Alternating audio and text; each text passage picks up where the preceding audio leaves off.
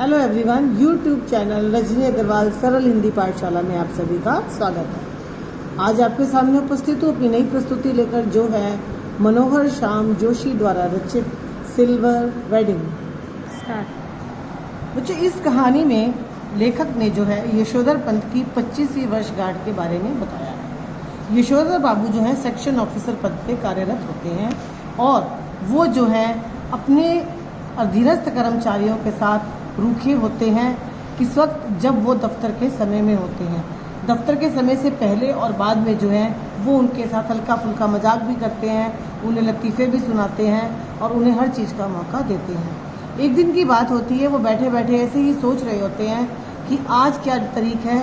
6 फरवरी 1947 का दिन उन्हें याद आता है और उस दिन तारीख थी 6 फरवरी।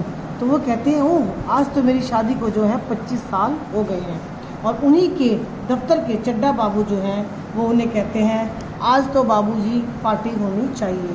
अब यशोधर बाबू जो हैं वो संस्कारी पुरुष हैं और वो इन चीज़ों में जो है विश्वास नहीं करते।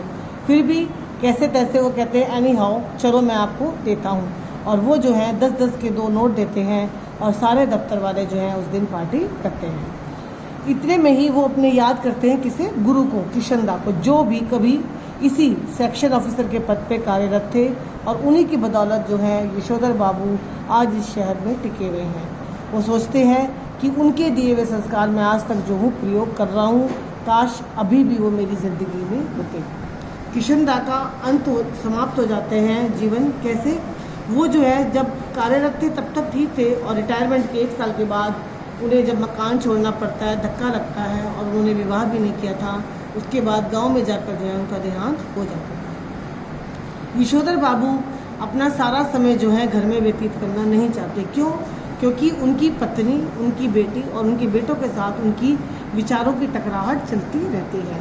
यशोधर बाबू दफ्तर से फारिग होकर बिरला मंदिर जाते हैं, वहाँ पर थोड़ी सी गपशप करते हैं, अपने अनुभव साझा करते हैं और उसके बाद साग सब्जी खरीद कर घर में जो है 8 बजे पहुँचते हैं। ऐसे ही एक दिन जो है जब यशोधर बाबू 6 अगस्त की ही बात है, जब घर पहुंचते हैं वो देखते हैं उनके घर के बाहर गाड़ियों का मजमा सा लगा हुआ है और कुछ रंग बिरंगे गुब्बारे लगे हुए हैं, कुछ डेकोरेशन भी लोगों ने कर रखी है। तो उन्हें बड़ी हैरानी होती है कि ये आज कैसा मौका है। वो देखते हैं, जैसे ही अंदर प्रवेश करते हैं तो वो देखते हैं कि उनकी जो है आज शादी की 25वीं सालगिरह का जो है जश्न मनाया जा रहा है। उन्हें बड़ा अजीब लगता है। क्यों?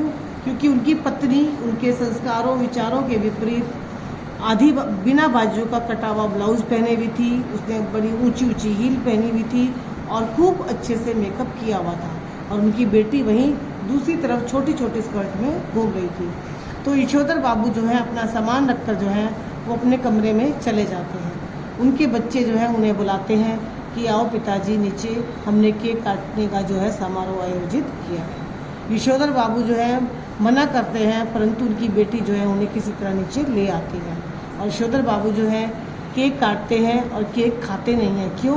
क्योंकि वो अंडे वाला केक था और वो जो है इस खोखली दुनिया में, शोबाजी की दुनिया में जो है जीना नहीं चाहते, जो सिर्फ प्रपंच ही करते हैं।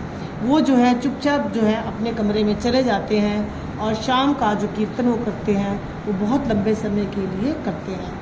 8 बजे के बाद जब सारे लोग चले जाते हैं वो नीचे उतर कर आते हैं और वो ये सोचते हैं कि उनका एक बेटा जो बिल्कुल ही निकम्मा है, विज्ञापन कंपनी में लगा है जिसकी तनख्वाह 1500 है, कि आखिर इसको इतनी तनख्वाह कैसे मिली। दूसरे बेटे ने अलाइड सर्विसेज पास की हैं, परंतु वो जो है अच्छी नौकरी की तलाश में है।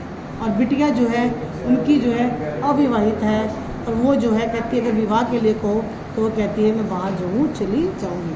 तो यशोधर बाबू को ये लगता है कि मेरी विचारों की टकराहट इनसे कब ख़त्म होगी और वो अपने बुजुर्ग जीजा जी को भी देखना चाहते हैं, परंतु बच्चे मना कर देते हैं कि हम गांव के माहौल में नहीं जाएंगे। जब यशोधर बाबू रात के भोजन के लिए नीचे आते हैं तो बच्चे कहते हैं हमारे कुछ गिफ्ट्स हैं, आप देखो। यशोधर बाबू देखना नहीं चाहते, परंतु उनका बेटा फिर भी दिखाता है। वो क्या लाता है उनके लिए, वुलन गाउन और उनकी बेटी पजामा कुर्ता। तो उनका बेटा एक शब्द कहता है उन्हें, वो ये कहता है कि पिताजी जब आप सुबह ठंड के समय फटा हुआ अपना स्वेटर पहन के जाते हो उसकी जगह ये गर्म ऊनी ओवरकोट पहन कर जाया करो, आपको ठंड नहीं लगेगी। अब यशोधर बाबू यही सोचते हैं कि मैंने इनकी परवरिश में कहाँ कमी करी है कि इस बुढ़ापे में भी मेरे बच्चे सिर्फ ये सोच रहे हैं कि सुबह का मौसम ख़राब होता है, दूध आपको ही लाना है। मेरी जिम्मेवारियों को बांटना नहीं चाहते, उनका निर्वाह नहीं करना चाहते, सिर्फ क्या करते हैं कि और अच्छे कपड़े देकर जो है मुझे खुश करना चाहते हैं। और इसी टकराहट के कारण उनकी आंखों में आंसू आ जाते हैं और कहानी यहीं पर समाप्त हो जाती है। तो बच्चों, ये थी सिल्वर वेडिंग कहानी और आशा करती हूँ आपको बहुत अच्छे से समझ आई होगी। धन्यवाद।